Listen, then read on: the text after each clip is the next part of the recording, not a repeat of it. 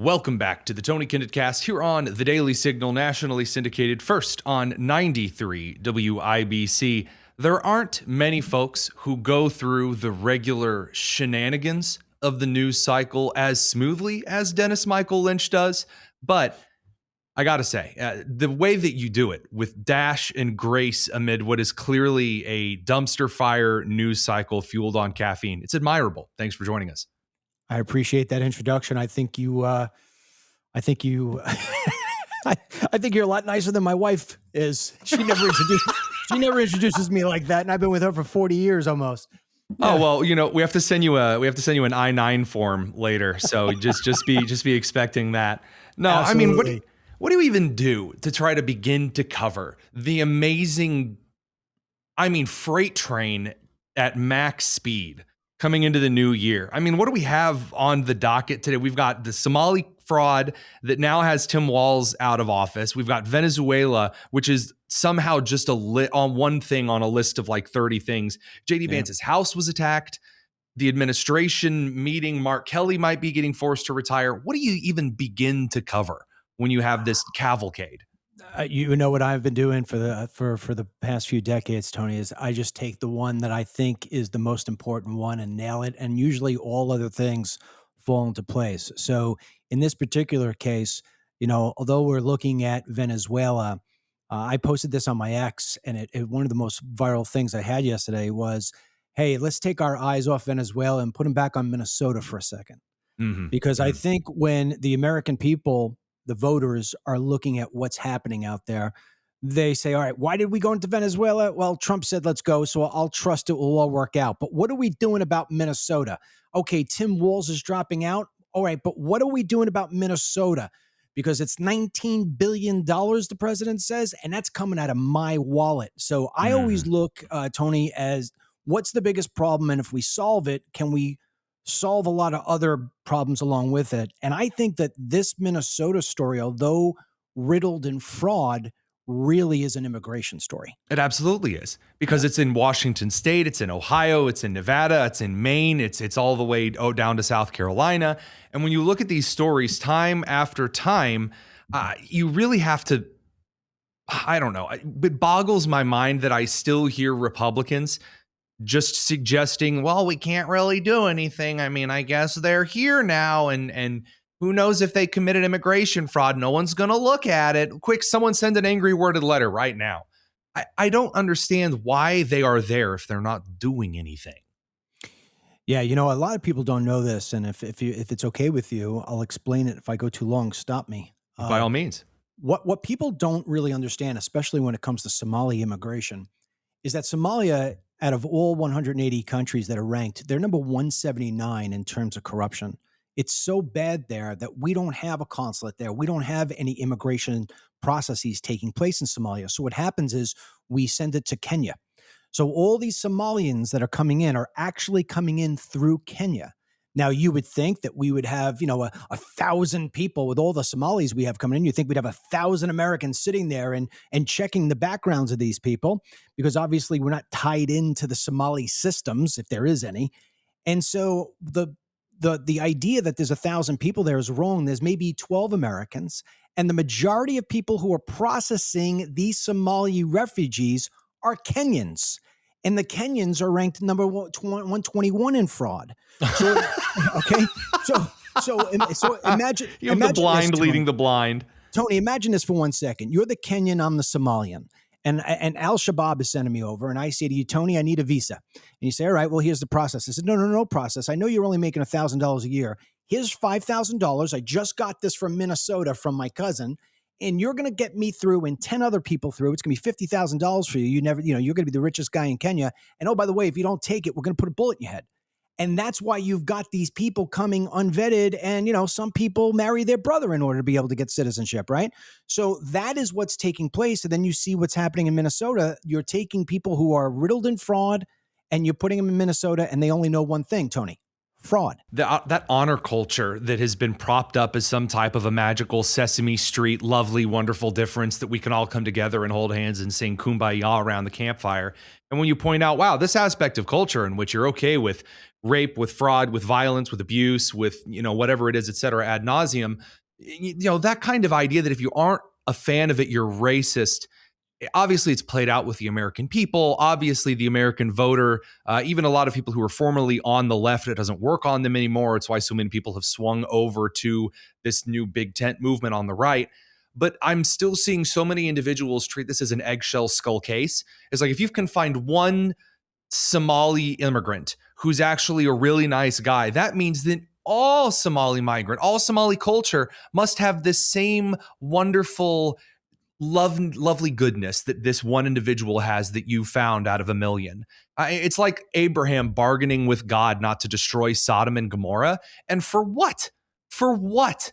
I'm not seeing anything yet that shows me that we need this temporary protected status for anyone who comes from a war-torn place. Why is that our problem? Tony, the American people never asked for this, right? No. So you nailed it on the head. Anything, if I said to you, hey, Tony, can I borrow $1 million? I would imagine the first question you would ask me is, for what and when will I get it back? Right? So, okay. So if I'm sitting in front of Congress or in front of the president and I'm saying, wait, you're taking in 1 million people this year, for what? Why? What am I going to get back out of this? And the American people aren't getting anything other than an invoice. Listen, Dennis, it's our duty as Americans to take in the poor huddled massa. Ellis Island, Dennis, Ellis Island. I mean, think of the Statue of Liberty. That's the argument that I hear, and it usually comes from someone that doesn't live within 50 miles of any migrants. Exactly. Well, the other thing I would respond back to you on that was, yeah, you know what? Ellis Island was a quarantine station and was a vetting system. And when you came in, if you were sick, you were sent back home on the ship. If you couldn't walk up those steps, you were sent back home on the ship. We did not have this big, huge bleeding heart. It was, you had to add value. You had to be able to work. That's why. And there were also people in countries that weren't allowed to show up to Ellis Island. There were strangely enough, countries surrounding the Ottoman Empire and Northern Africa that we were like, you don't really have a country. You're not allowed to send boats to Ellis Island. It's almost like you've read some history. What a surprise. A lot of people will tell you that it's the old story of the Republicans want the cheap labor, the Democrat wants the cheap votes. And I just think that that's such a crazy analogy and sort of, shaping this thing from 30,000 feet high. Have you ever met a Democrat who runs a business? I know I have. So why are the Republicans always the ones who are to blame? At the end of the day, if the Democrats don't have these low-end third world migrant style people, they have no voter base except for the blue-haired weirdos with the earrings in their eyebrows. And there's you leave Representative Rosa DeLaura out of this. Don't tell me that's your wife. No. Oh no. See, I have standards. Good. No, good. Here's the thing, Dennis. This is something that I know your audience understands. Our audience understands it very well. I know they're in the live chat right now, probably saying this far before I was even able to. The number of people on the Democrat side of the aisle who have Freudian slip and slide their way into admitting that they want the slave labor. When you hear Jasmine Crockett say, we need the illegal immigrants because we ain't picking cotton no mo. I mean, my goodness, how can you get any more obvious than the marijuana farm in California with child labor and armed guards to keep them there? Yikes. Yeah. If you just take a look at her statement for 1 second and you look historically, the Black community is the community that is hurt the most from having this mass immigration, both legal and illegal, because most of these people come in, they take the low end jobs and they work themselves up, or at least they're supposed to. And if they don't, they go into the world of fraud. And so the Democrats have always held back the Blacks by saying that you can't get an ID. You're not smart enough. You can't get a job. You don't know how to work hard enough. You just sit home, have babies. We'll give you welfare payments. And don't worry, we'll be here for you. And so it's this trap that the Democrats have created to basically devalue the human being. And the lower the IQ, the stronger the Democrat Party is.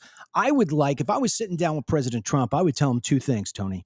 Number one, President Trump, you have the authority to take all immigration and just stop it. And you could make it a national security threat. You could give whatever excuses you want. Number two is I would put in mandatory E-Verify that would absolutely 100% smoke these people out who are here illegally, and you would wind up seeing affordability become much more manageable for the American citizen. Yep. More jobs would open up, and nobody would miss any of these people. Gosh, it's almost like when you return $18 billion to the system, that $18 billion actually does something. And that's just in Minnesota. The amount of independent journalists that you and I talk to on a daily basis that are in Washington and Ohio and all these other states, it's bewildering how much there is to uncover, not because we didn't suspect that it was there, but once it is there, it is so blatant and obvious. It's like the mortgage fraud situation where they are committing the fraud so blatantly, as I've joked about on the show, like on paper, like their name is on the line where it's like, yes, I'm committing fraud and I'm proud of it. And they come out and they act like it's no problem, or I'm just, I don't know. I haven't been in this industry long enough to have all of the surprise at the lack of common sense scrubbed away from me. And so it still flares up every once in a while. And I'm just like a deer in the headlights. How could you be this dumb and this loud? Well, you know, on top of that, Tony, I think how can you be this corrupt? I mean, if you take a look, you just brought up mortgage fraud. I don't think we could have that statement put out there without saying the name Letitia James. If you or I did what she did on those mortgage applications, not once, twice, multiple times, you and I would be indicted. We would be going to jail. It would be almost impossible. And all of impossible. those times done in triplicate with federal electronic filing and paper filing and with the dotted line that says, now you promise you're not lying, right? And she's like, I promise. And yet we can't get this woman indicted, and no matter how hard we try. But you know it and I know it, that if you did it or if I did it, especially because we have, you know, an R next to our names, we're conservatives, and of course, the pigment color of our skin, we would be bagged immediately. They would put you up on the top of the Wall Street Journal and the New York Times to show you as an example, because you better not do the same thing. So I think this is one of the things that America is really fed up with. Trump voters, I think if you hear anything, you know, where people are still saying like, hey, you know, get rid of Pam Bondi. Come on, President Trump, what are you doing? I think if Trump were to do anything leading up to the midterms, it's gotta be, you gotta put in mandatory E-Verify to open up the jobs and lessen affordability. And you have got to get on Pam Bondi to just start throwing out indictments as much as she possibly can. If they stick, whatever. But if they don't stick, at least you tried. And this is where I think that the John Thune getting the appointments through is so freaking crucial. I'm so tired of this. Oh, this temporary person, their time ran out. It's like, wait, why didn't the Senate throw the Senate into recess and do the recess appointments at this point? I'm tired of it. I'm tired of waiting. I'm not doing this anymore. It's been a year. Get to work or go home. And I like a lot of stuff that Thune's done, but like, come on, man. How long are we going to have to sit here? Oh, sorry, today we're busy confirming the Undersecretary of Environmental. Who gives a bleep? Yeah. You know, the thing here, Tony, and I talk about this all the time on my podcast and when I'm doing little videos on Facebook and X. I think the GOP they fake themselves through each and every day. They hate Trump from top to bottom, left to right.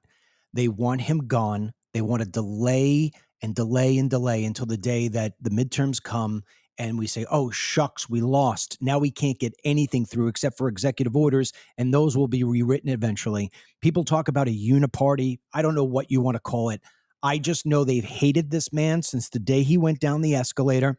They hate him today. The difference is that they know that they can't say they hate him because they'll all lose any kind of political power they have. But if you can't tell that these people are trying to run out the clock, then you don't understand the sport of politics. And again, as you know, my being the big Hoosier Midwesterner that I am, it's all about the scoreboard. And therefore, understanding the game, wholly important. Dennis Michael Lynch, by the way, DennisMichaelLynch.com. That's in the Chiron right now, movie magic. And then, of course, in the description, all the links to his stuff. If you haven't seen his videos before, yeah, you have. You just don't remember it. They're that good. We'll find them for you here in the description. Follow him. Dennis, dude, thank you so much for taking a moment with us. Tony, thanks, buddy. I appreciate it.